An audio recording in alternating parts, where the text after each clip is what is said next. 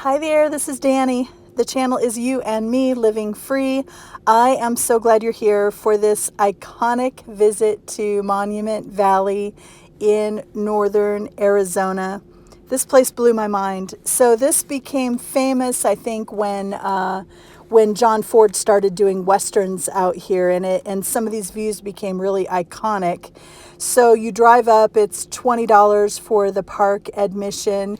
But that $20 gets you 2 days, and you are on Navajo land, so you have to take that into consideration. You are restricted. There are basically 3 ways you can visit Monument Valley. Number 1, you can take the highway and skirt the side of it and see some iconic views from the highway from a distance and experience it that way. You can pay $20 and you can drive through loop number 1 by yourself, and that's what I chose to do. And then number 3, you can choose to have a guided tour with Navajo, who take you back, talk about the culture, do an extended loop and a loop 2 that you can't see if you're general public.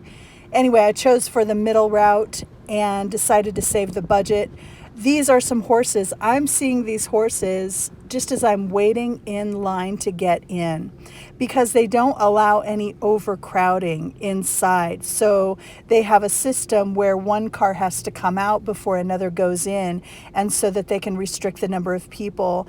And I found that actually really nice. I'm sure it's good for the environment and the land. It was also good for me as a tourist. Look how gorgeous this is. This is just the first part of the drive. As you're coming in, I had a gorgeous day.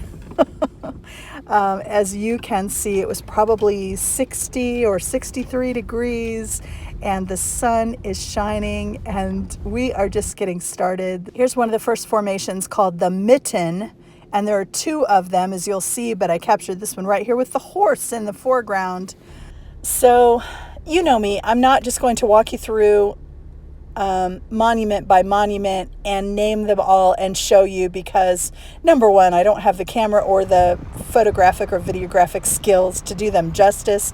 I'm going to let them play in the background, and I'm going to tell you 2 or 3 little stories in the background. So the first story is, the whole time I was here, I was thinking about my dad.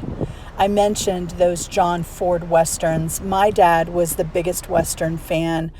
I have personally, I believe, seen every John Wayne and every Clint Eastwood western ever made.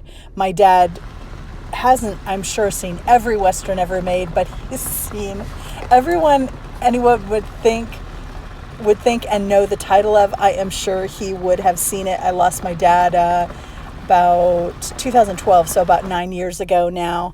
And but my dad was my person. You know, I love my mom. I have 2 amazing stepdads, but my dad was my person. And driving through here was so much of a little reminiscence of my dad.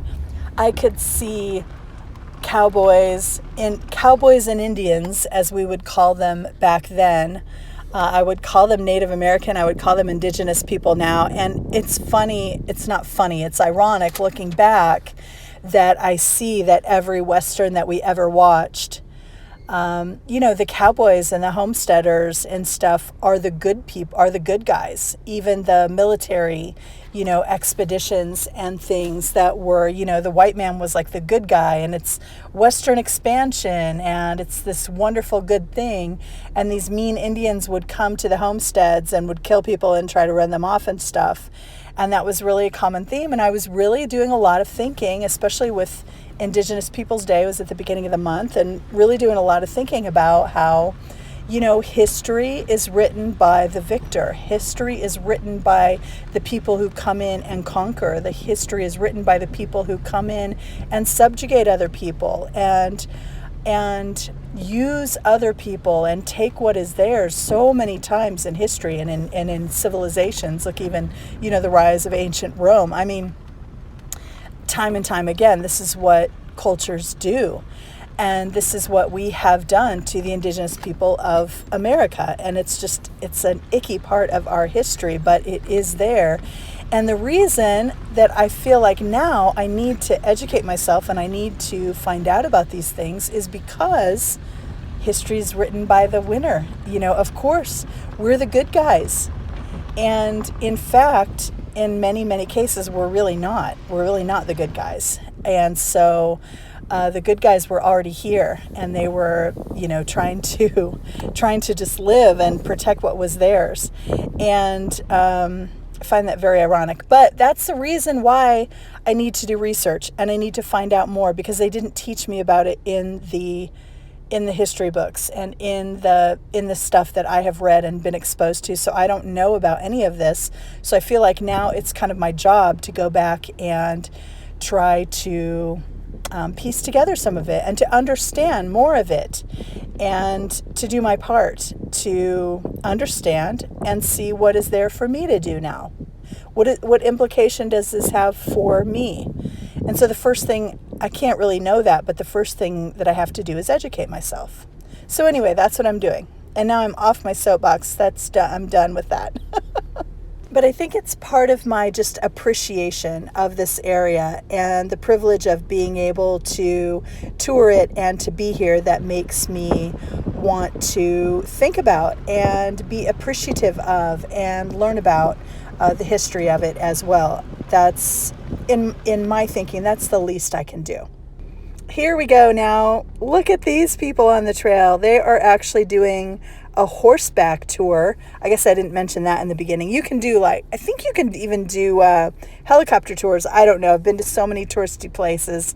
I can't remember exactly, but horseback would not be my preferred way to see this, but I imagine it would be really cool and a completely different experience of Monument Valley. So for anyone who's interested, you should check that out. I'm really working on my little photography skills, as you can tell in some of these next pictures.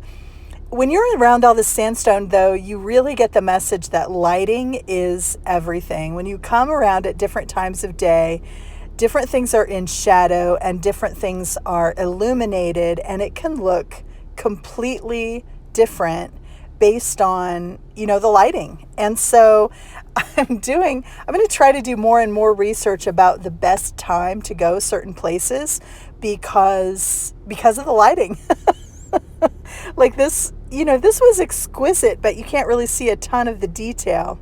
Okay. This video is starting to wind down, but I still have a story, and there is still actually the best or most iconic view of Monument Valley that is coming up, so stick around. Here goes.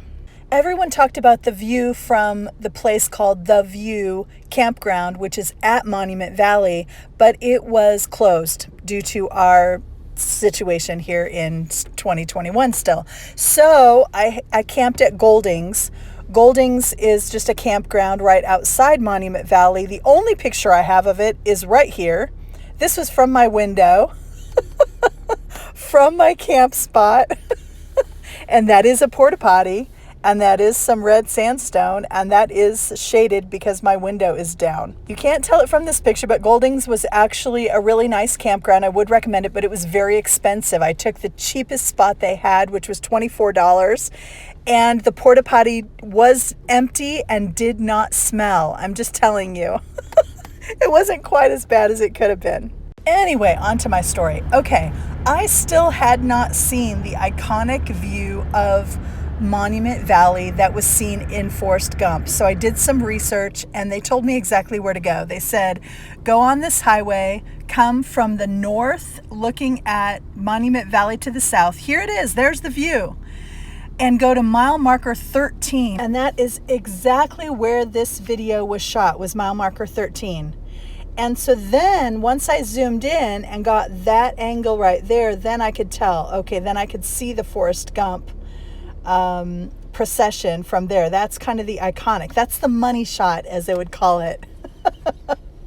That's literally from mile marker 13. And then I was like, there has to be a better view of this place, because this was so far out. I really had to kind of zoom in. So then I just drove around for a little while trying to get some good views. It was nice, though. I went right after sunrise to try to get a good picture for you guys. And for me, because I knew that the sun would be coming up and really would be shining down on this. Look how gorgeous that is. This whole area of the country, guys, is so beautiful. And when you drive through it, it is just, even getting from one place to the next, there are gorgeous, things that will take your breath away just driving down the highway. Driving down the highway, I'm crying on a regular basis. Here's another one that I took, but again, it seems too far away. I just kept stopping like at mile marker 11, mile marker 9, every time they would have a little scenic overlook. There were a lot of other people stopped at the scenic overlooks too, these places where it's safe to pull over your car. This still looks farther away. I got a little closer and did another one. I just did a whole series of them to try to really kind of capture. I was never really 100% satisfied with it though, but I thought, this video wouldn't be complete, by golly, until I got a good shot of this iconic view. So anyway, that's what I wanted to do for you guys. And for me, I wanted to have the full experience. You have made it to the end of another video. I cannot believe it. And if you're still here, I'm sending you so much love. You deserve a medal. And I can't wait to see you next time. Bye.